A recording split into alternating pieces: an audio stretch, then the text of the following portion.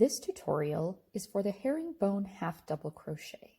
It's a lovely stitch that creates a nice stretchy fabric that here we are using on a sock. For the stitch itself, we will do a yarn over, insert into our next stitch, pull up a loop. We're going to take that first loop that we just pulled up, bring it through the second loop, so we have 2 on our hook again.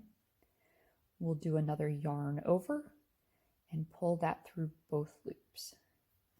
This creates our stitch. We'll do that again.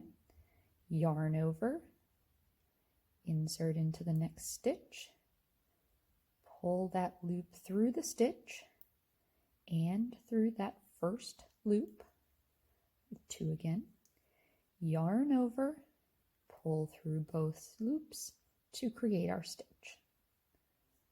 Yarn over, insert, yarn through